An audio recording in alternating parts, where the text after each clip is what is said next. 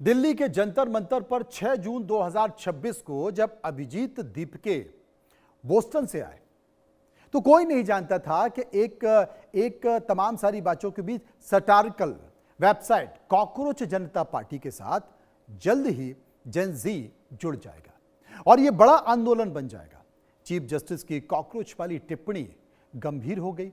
NEET और UG के साथ साथ पेपर लीक, बार बार एग्जाम रद्द होने, छात्रों की सुसाइड और बेरोजगारी ने युवाओं को सड़क पर ला दिया।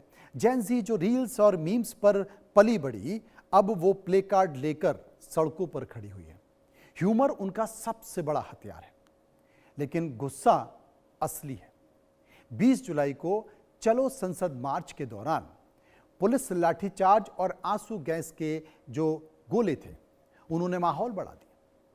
घायल छात्र जेन जी डटे रहे, ये सब दिखाई दे रहा है। लेकिन सरकार ने इस पीढ़ी की भावनाओं को समझने की क्या कोशिश नहीं की, या समझने में हल्की सी गलती हो गई। वे सिर्फ अनुशासन देख रही थी, जबकि युवा भविष्य की मांग कर रहे थे। आंदोलन ऑर्गेनिक था। स्टूडेंट क्लास छोड़कर आए। प्रिविलेज्ड जो जेन जी ने भी टीयर गैस सही और मीम्स ने मैसेज फैला दिया।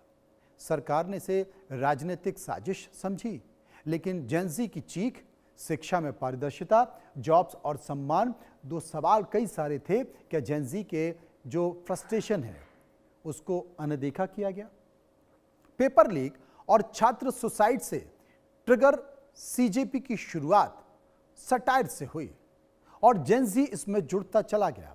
बाद में 2 करोड़ से ज्यादा फॉलोअर्स हो गए। बेरोजगारी, महंगाई, शिक्षा सिस्टम की शिकायत, आंदोलन अब शिक्षा सुधार की मांग बन गया। लेकिन बात सिर्फ दिल्ली की नहीं हो रही। एक छोटी सी बात समझने की कोशिश कीजिएगा।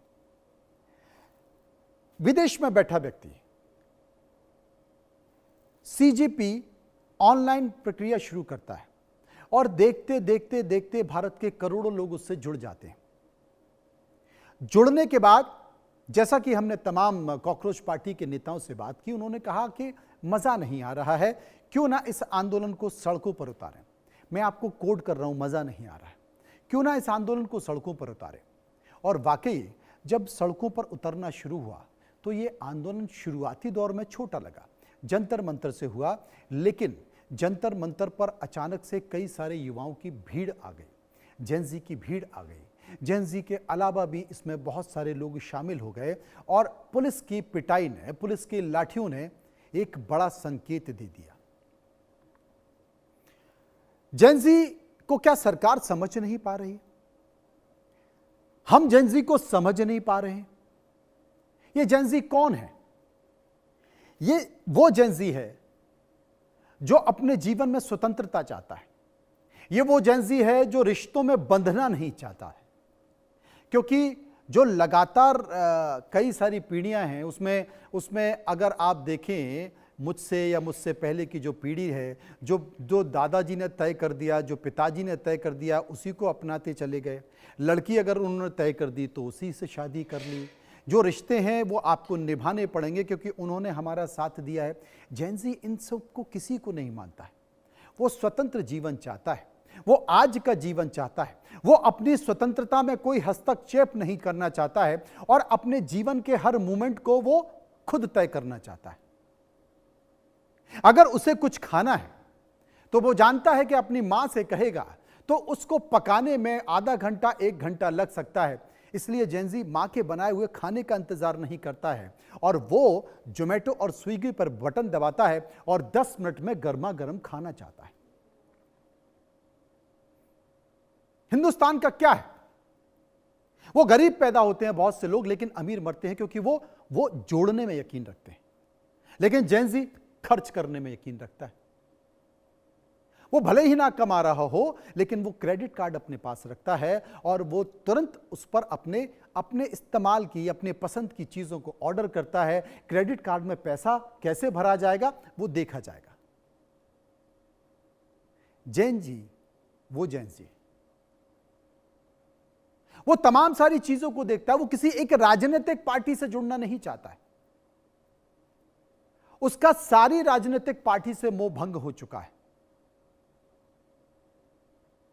अब जैन जी को समझना मुश्किल है। और देखिए, तमाम सारी राजनीतिक पार्टियां जो अपने सोशल मीडिया के जो हैंडल हैं, अपने प्रचार प्रसार के लिए, अपनी मार्केटिंग के लिए इसी जैन जी का इस्तेमाल करते हैं, और इसी जैन जी ने उन राजनीतिक पार्टियों और सरकारों की इस सोशल मीडिया पर क्या हालत कर दी है। ये वो जैन जी है। इस जैन जी की मानसिकता को समझिए। इसे कोई फर्क नहीं पड़ता है आपकी विचारधारा क्या है, आप क्या सोच रहे हैं, इसे कोई फर्क नहीं पड़ता। आप देश निर्माण करेंगे और कितने साल में करेंगे, उसे कोई फर्क नहीं पड़ता। जैन जी सिर्फ आज की बात करता है, वो भविष्य की नहीं सोचता है। आप उसे क्या सॉल्यूशन देने जा रहे हैं, आज उसे बताइए। और जो दिखता है वो सिर्फ उस पर बात करता है। यही कारण है कि दिल्ली के जंतर मंतर से लेकर तमाम जगह तक, मैंने कहा जैन जी का हथियार क्या है, ह्यूमर है। इसलिए वो टीयर गैस खाने के बाद भी, लाठी खाने के बाद भी सड़कों पर उतरा हुआ है और वो एंजॉय करना चाहता है। बहुत सारे लोग हैं जो शौक के लिए ही सही, लेकिन उसमें शामिल होना चाहते हैं। बहुत सारे लोग हैं जो अपने माँ बाप की बात को ना मानते हुए इसमें शामिल होना चाहते हैं। बहुत सारे लोग हैं जो अपने माँ बाप से विद्रोही तेवर अपनाकर इस आंदोलन में शामिल होना चाहते हैं। वो महसूस करना चाहते हैं, वो संघर्ष को करीब से महसूस करना चाहते हैं। आपने बहुत सारी ऐसी वीडियो देखी होंगी कि कई जगह, कई राज्यों में पूछा जा रहा है कि दिल्ली में तो आंसू गैस के गोले फोड़े जा रहे हैं, अरे भाई यहां पर क्यों नहीं फोड़े जा रहे? मैं महसूस करना चाहता हूं कि कैसा लगता है। आप इस मानसिकता को समझ रहे हैं? इस मानसिकता को गंभीरता से समझिए, क्योंकि आज की हमारी सरकारें, उनकी सोच, उनका सिस्टम जैन जी के अनुकूल नहीं है, कंपैटिबल नहीं है। जनाब बना लीजिए, वरना आगे आने वाले समय में दिक्कत होगी। ये तो एक छोटा सा ट्रेलर है, फिल्म बाकी है। फिलहाल इतना ही। आप चलते रहिए समझिए.com के साथ।